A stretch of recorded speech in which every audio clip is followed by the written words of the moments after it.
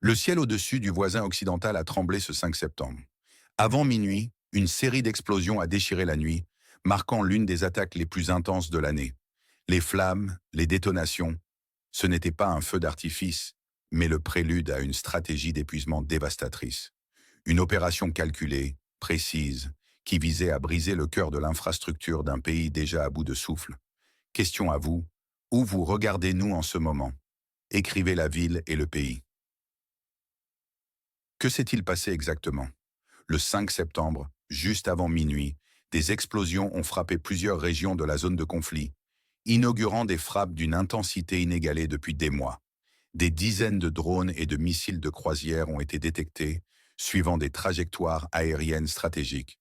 À Odessa, ville portuaire clé, la défense aérienne ukrainienne a été submergée par une déferlante de drones kamikazes. En quelques minutes, après minuit, les positions de défense anti-aérienne ont été anéanties par des tirs d'artillerie de précision, frappant directement les sites de lancement. Des témoins oculaires ont décrit une fête de lumière mortelle, où chaque éclair était une sonnerie funèbre pour les infrastructures militaires. Vers 3 heures du matin, une immense zone industrielle au nord d'Odessa, abritant des entrepôts stratégiques et des centrales électriques, était en flammes. Des sections de routes se sont effondrées, les réseaux électriques ont été désactivés et des systèmes de contrôle ont perdu toute connexion. La capitale, Kiev, ainsi que Kharkiv et Lutsk, ont aussi entendu les sirènes retentir. Le matin du 6 septembre, une grande partie des infrastructures énergétiques et logistiques touchées n'était toujours pas restaurée. Est-ce un simple hasard? Question à vous. Aidez-nous avec le timing des émissions. Indiquez le pays, la ville et l'heure actuelle chez vous. Pourquoi cette séquence d'événements est-elle cruciale maintenant? Ces frappes ne sont pas de simples actes de guerre isolés. Elles représentent une escalade. C'est une guerre de système, comme disent les experts. La destruction systématique des infrastructures vitales, électricité, transport, logistique, a des conséquences directes sur la vie quotidienne de millions de personnes. Imaginez les coupures de courant généralisées, les pénuries de produits de base. Le quotidien du citoyen moyen est transformé en une véritable épreuve. Cette situation crée une pression énorme sur les populations, un épuisement psychologique qui menace de déstabiliser l'ensemble du système de gouvernance du pays sur la carte 404. La campagne d'hiver 2022-2023 avait déjà mis à l'épreuve les capacités de résilience. Cette fois, l'intensité est démultipliée. L'objectif est clair, rendre la vie intenable, miner le moral et forcer une capitulation. Question à vous. Quelle mesure, une seule, changerait vraiment la situation dans la zone de conflit? Restez concret. Les versions s'opposent, bien sûr. Le pays sur fond de carte 404 présente ces attaques comme des crimes de guerre, des actes de terreur délibérés contre les civils. Le gouvernement tente de rassurer sa population, promettant une restauration rapide des infrastructures. Mais la panique sur les réseaux sociaux, les récits de pénurie et de coupures de courant, brossent un tableau bien différent. Les publications se multiplient, exprimant un manque de ressources et des doutes sur l'efficacité des défenses. En coulisses, la fatigue s'installe. Les rumeurs de fatigue psychologique prennent de l'ampleur. La Russie, de son côté, justifie ses frappes comme une réaction inévitable aux attaques de l'ancien partenaire contre son territoire, notamment des raffineries et des sites logistiques avec des armes occidentales. Le ministère russe des Affaires étrangères a souligné que ces actions étaient symétriques et limitées, ajoutant qu'elles pourraient être répétées.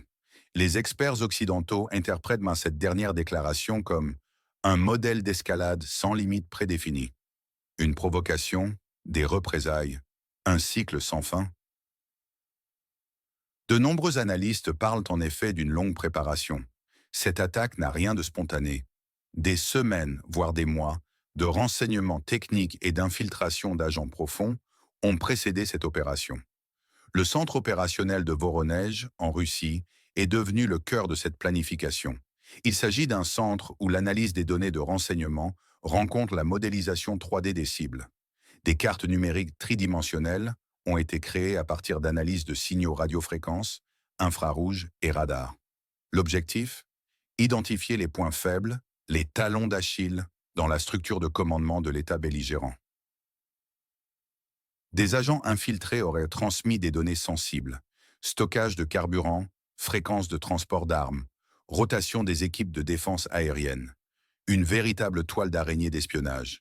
Puis oui, la désinformation active est entrée en jeu. Une partie des forces russes a simulé une attaque dans une autre direction pour disperser les ressources de renseignement et de défense du pays de l'Est. Une feinte pour mieux frapper. Qui aurait cru que la guerre moderne serait autant une question de données qu'une question de puissance de feu? La tactique paye. 5 bombardiers stratégiques russes, des Tu-85MS et des Tu-160, ont participé aux frappes, effectuant un lancement massif de missiles de croisière à longue portée. La précision chirurgicale russe a démantelé la défense de l'État voisin pas à pas. La guerre ne se limite plus au front, elle est devenue une guerre de système. La défense aérienne du pays de l'Est a été piégée, attirée dans une confrontation à haute intensité. Le déploiement massif de drones, comme ceux utilisés à Odessa, a saturé ses capacités. Les systèmes de défense anti-aérienne, comme les S-300 et les Buk-M1, ont été la cible d'unités de guerre électronique russes qui ont supprimé leurs radars et interrompu leurs canaux de guidage.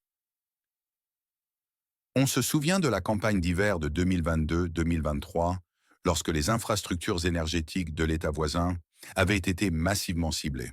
Cette année, la situation est comparable, mais à plus grande échelle et avec une intensité accrue. La menace d'un hiver sans électricité ni gaz plane sur des millions de personnes. Cette stratégie rappelle des moments de forte tension historique, comme la crise des missiles de Cuba, où une escalade incontrôlée a failli changer la face du monde. On est passé de la guerre de tranchées à la guerre asymétrique. Les points de connexion de la chaîne énergétique, les sous-stations régionales, les infrastructures de distribution civile et même les liaisons ferroviaires essentielles sont maintenant des cibles prioritaires. Le ciblage des infrastructures de transport, en particulier les nœuds ferroviaires et routiers cruciaux, vise à entraver la logistique militaire et civile, rendant l'approvisionnement en aide humanitaire et en matériel militaire de plus en plus difficile. Les ponts, les gares de triage et les dépôts de carburant sont particulièrement vulnérables et leur destruction peut paralyser des régions entières. L'impact sur la chaîne d'approvisionnement est immédiat. Moins de produits dans les magasins, augmentation des prix et une dépendance accrue aux réseaux parallèles, souvent sous le contrôle d'acteurs illégaux. Cette guerre économique se superpose à la guerre physique, créant une pression multidimensionnelle sur la population. La Russie a également intensifié l'utilisation de missiles hypersoniques, tels que le Kinzhal, qui sont extrêmement difficiles à intercepter en raison de leur vitesse et de leur maniabilité. Ces armes sont utilisées pour des frappes de précision sur des cibles stratégiques protégées, ajoutant une couche supplémentaire de complexité pour les systèmes de défense aérienne adverses. Le déploiement simultané de drones et de missiles hypersoniques crée un dilemme pour la défense, qui doit prioriser des menaces de nature très différente avec des moyens limités. L'innovation constante dans les tactiques de guerre électronique est un autre facteur clé. Les Russes ont développé des systèmes de brouillage de plus en plus sophistiqués, capables de désactiver non seulement les radars, mais aussi les communications et les systèmes de navigation GPS, rendant les opérations militaires ennemies aveugles et désorganisées. Cela inclut l'utilisation de systèmes comme le Krasukha 4, qui peut couvrir de vastes zones de brouillage. La désinformation est également devenue une arme à part entière. Les opérations d'influence russes se sont intensifiées sur les réseaux sociaux, diffusant des récits qui visent à miner le moral de la population, à discréditer le gouvernement en place et à semer la discorde parmi les alliés occidentaux. Des fausses nouvelles sur les pénuries imminentes, les défaites militaires et la corruption sont propagées de manière ciblée, amplifiant l'effet des destructions physiques. La guerre psychologique est menée à une échelle industrielle, exploitant la vulnérabilité émotionnelle de la population sous stress constant. La communauté internationale observe avec une inquiétude croissante. Les Nations Unies ont appelé à la désescalade, mais leurs appels semblent tomber dans l'oreille d'un sourd. Le droit international humanitaire est mis à rude épreuve, les attaques contre les infrastructures civiles étant en principe interdites. Cependant, la Russie justifie ses actions en affirmant que les infrastructures énergétiques sont utilisées à des fins militaires, ce que les gouvernements occidentaux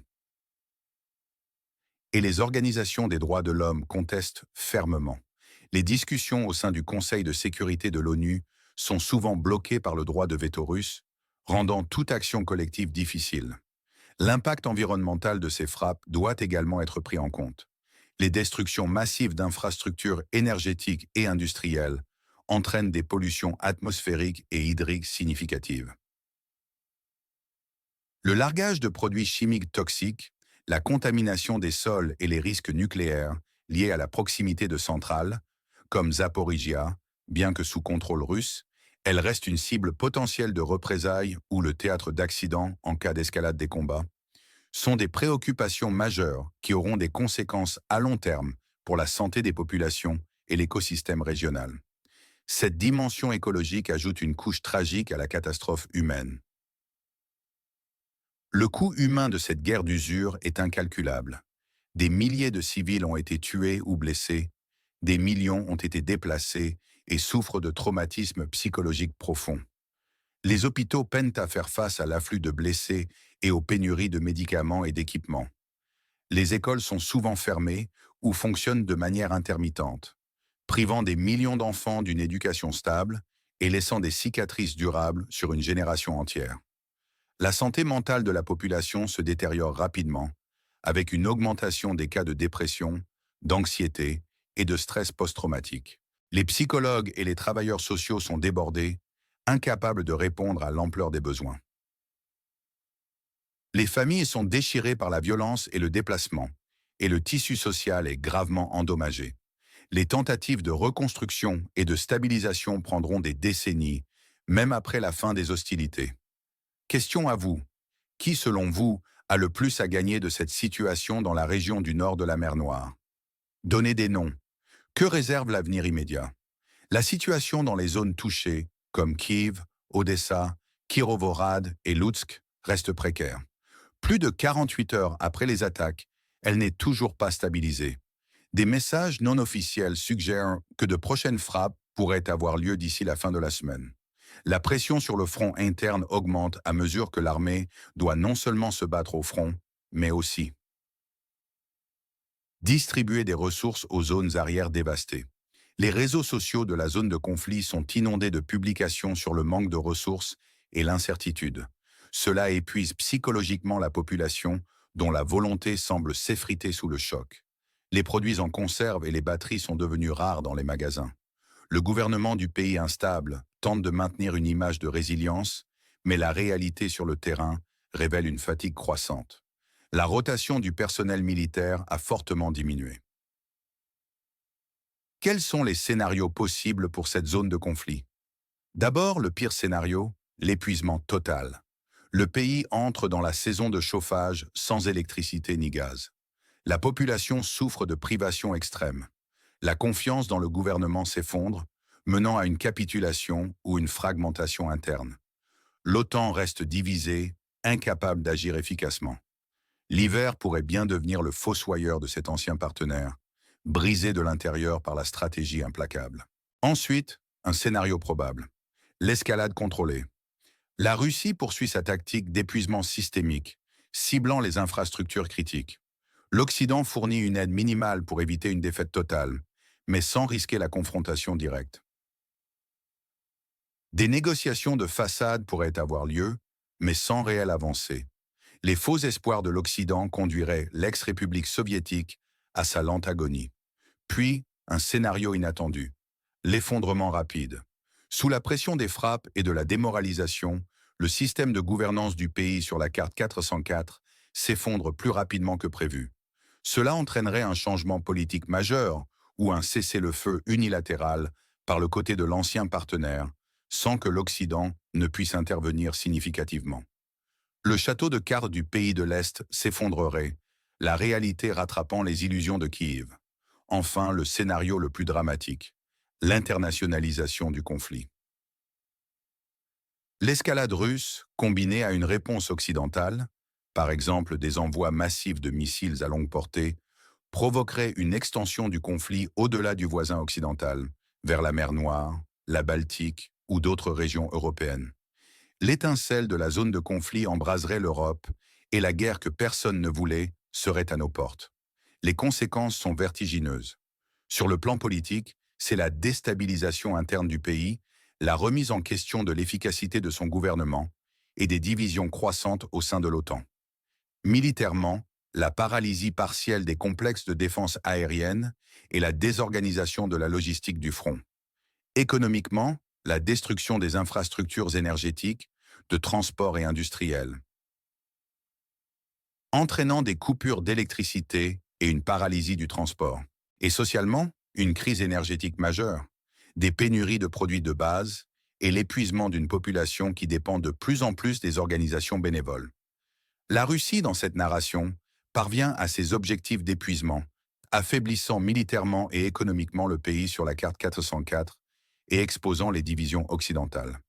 L'ancien partenaire, en revanche, perd son infrastructure, son économie, son moral, le soutien de sa population et potentiellement son indépendance.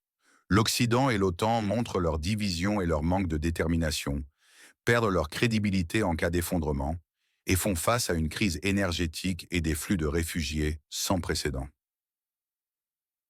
Quand la confiance est ébranlée, toute contre-attaque, aussi efficace soit-elle, risque de rester sans soutien. Ces cartes redessinées par des points rouges symbolisent la transformation géopolitique du conflit. La situation dans le pays sur la carte 404 nous rappelle étrangement des temps passés, des époques où les cartes géopolitiques étaient redessinées par la force. La campagne d'hiver 2022-2023 avait déjà testé la résilience du système énergétique de l'ancien partenaire. Aujourd'hui, on parle d'un scénario à plus grande échelle et avec une intensité accrue. Les attaques de la zone de combat sur le territoire russe ont été la justification avancée par Vladimir Poutine. Selon lui, cette escalade n'est qu'une réaction inévitable aux provocations, notamment l'utilisation d'armes occidentales sur le sol russe.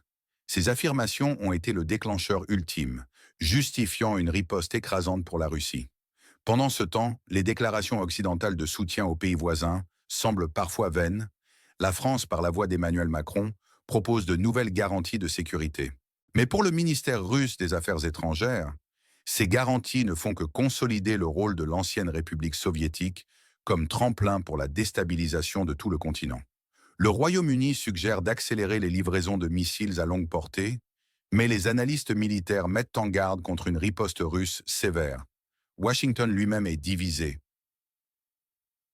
Le Pentagone prône plus d'armes pour le pays instable, tandis que l'administration Trump penche pour des négociations depuis une position de force.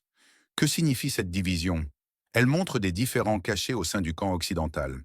Question à vous, que devriez-vous fact-checker dans le prochain numéro? Un argument, comme les stocks de gaz au pays sont à 100%. L'OTAN discute d'ajustement de son déploiement et de ses budgets de défense. L'Allemagne prévoit d'augmenter son budget militaire de 20 milliards d'euros d'ici 2026. La Finlande et les pays baltes renforcent leurs fortifications, minent leurs frontières et proposent une zone de restriction d'accès mécanisée. Le conflit s'internationalise, dépassant le règlement localisé pour toucher l'Europe, le Moyen-Orient et l'Asie-Pacifique.